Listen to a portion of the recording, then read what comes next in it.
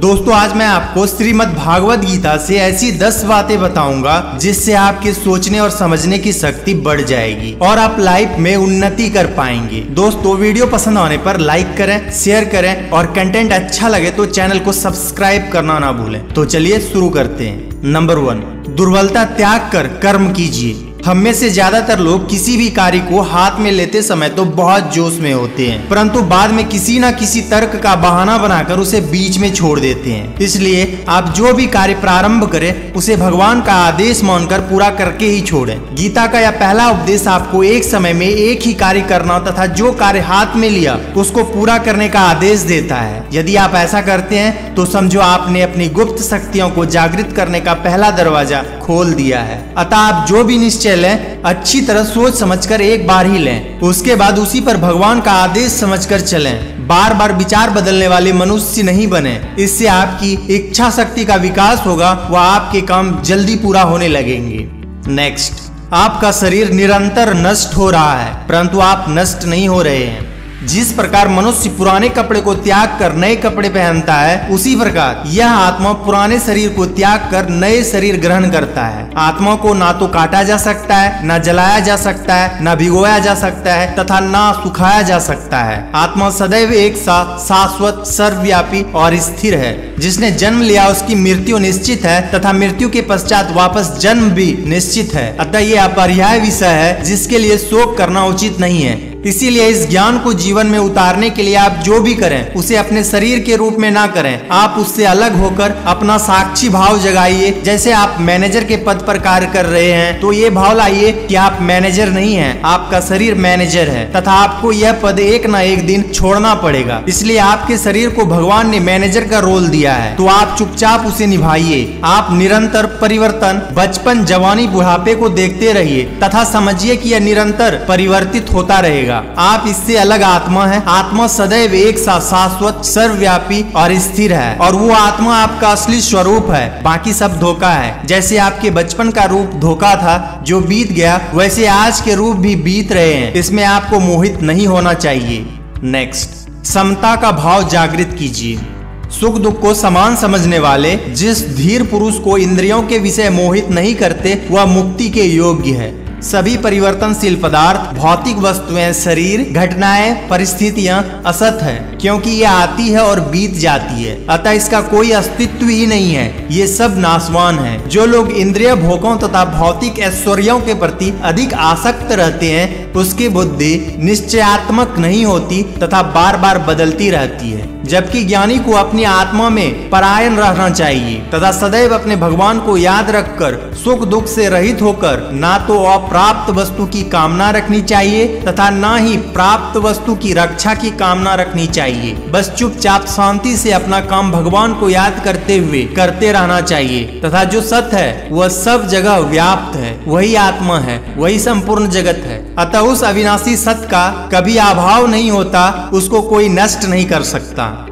Next, फल की इच्छा से मुक्त होकर अपना कर्म कीजिए। मनुष्य को कर्म करने का ही अधिकार है, उसके फल में अधिकार नहीं है तथा मनुष्य को कर्म ना करने में भी आसक्ति नहीं होनी चाहिए। अतः आसक्ति को त्याग कर सिद्धि और असिद्धि में समभाव से रहकर कर्म करते रहने का नाम ही कर्म योग है। फल की इच्छा से सकाम कर्म नहीं करना चाहिए क्योंकि कोई भी कर्म मात्र ईश्वर की इच्छा मानकर ईश्वर के निमित्त करना चाहिए। अपने सभी कर्मों को भगवान के लिए संपूर्ण कुशलता से पूरा करने वाला कर्मों के बंधन से मुक्त हो जाता है। ज्यादातर लोग अपना काम भगवान के लिए नहीं करके नौकरी बचाने के लिए, बॉस की खुशी के लिए, पैसे कमाने के लिए करते हैं। आपको कर्म वही करना है, बस नजरिया चेंज करना है कि आप कर्म कंपनी, नौकरी, बॉस या पैसे के लिए ना करके भगवान के लिए कर रहे हैं। इसे ही निष्काम कर्म कहते हैं। अर्थात आप अपने कर्म को पुरस्कार या लाभ की आशा से मत कीजिए। आप अपने कर्म को कुशलता से भगवान का कार्य मानकर भगवान को खुश करने के लिए कीजिए। बॉस की चापलूसी करना बंद करके भगवान को अपना बॉस मानिए। बॉस से पदोन्नति, पुरस्कार व सम्मानित होने की आशा का त्याग कर दीजिए। उस सर्वशक्तिमान ईश्वर के लिए जब काम करेंगे तो आपको नाशवान दुनिया के झूठे व काल्पनिक पुरस्कारों व सम्मान प्राप्ति के लिए अपना खून जलाने की आवश्यकता नहीं है, क्योंकि जब आप इन पुरस्कारों व सम्मान की आशा त्याग देंगे तो भगवान की तरफ से मिलने वाले पुरस्कार आपको दंग कर देंगे।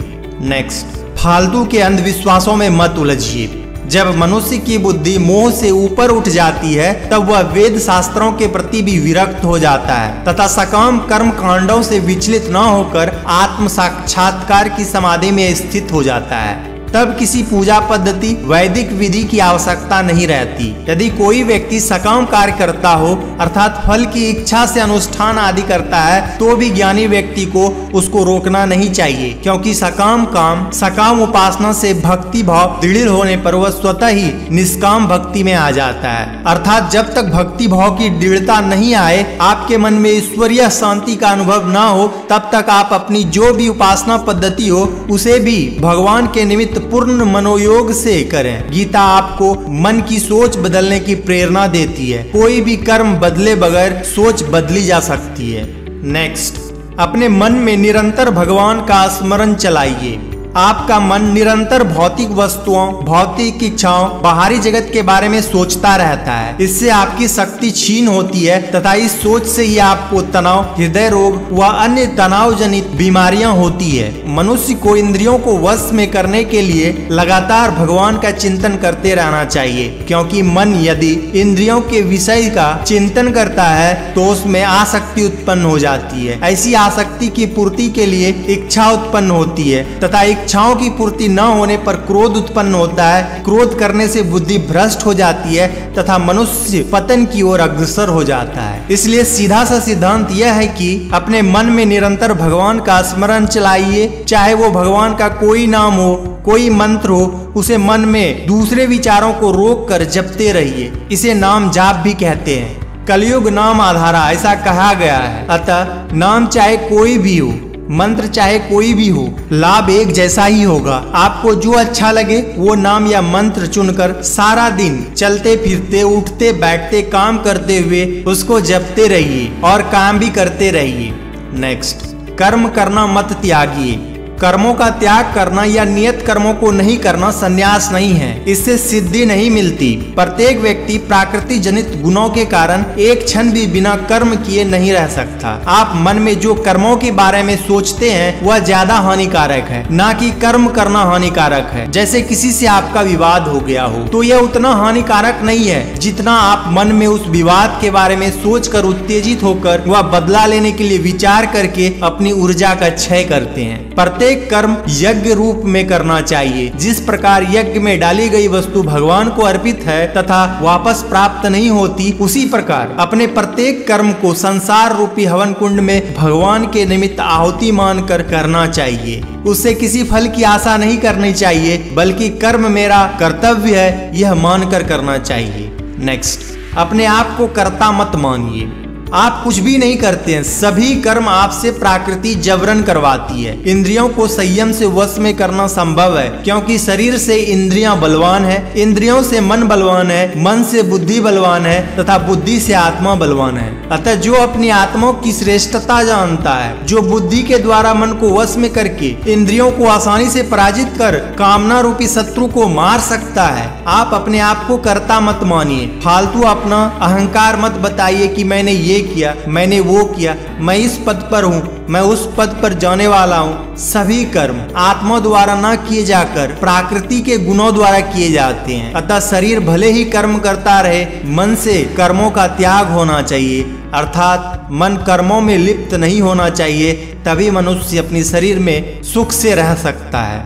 नेक्स्ट, सबको समान भाव से देखिए। जो ना खुश होता है ना दुखी होता है, सदैव एक भाव से रहता है, ऐसी स्थिर बुद्धि वाला ही भगवान को जानता है। जो अपने कर्म फल में आसक्ति किए बगैर कर्तव्य के रूप में कर्म करता है वही सच्चा सन्यासी है। मन को जीत कर शांत हुआ व्यक्ति भगवान में समाहित रहता है। ऐसा व्यक्ति सुख दुख मान अपमान में एक जैसे भाव में रहता है। ऐसा व्यक्ति अर्जित व अनुभूत ज्ञान से संतुष्ट रहता है तथा कंकड़ पत्थर सोना सबको समान भाव से देखता है तथा शरीर मन आत्मा को परमेश्वर में लगाकर भीड़ में भी एकांत भाव से रहता है तथा समस्त इच्छाओं व संग्रह भाव से मुक्त रहता है। दोस्तों ये थी श्रीमद् भागवत गीता के 10 महत्वपूर्ण सीख। आपको ये वीडियो कैसी लगी हमें कमेंट करके जरूर बताएं। वीडियो को लाइक करें, शेयर करें और चैनल को सब्सक्राइब करें। तो मिलते हैं अगले वीडियो में। Thanks for watching.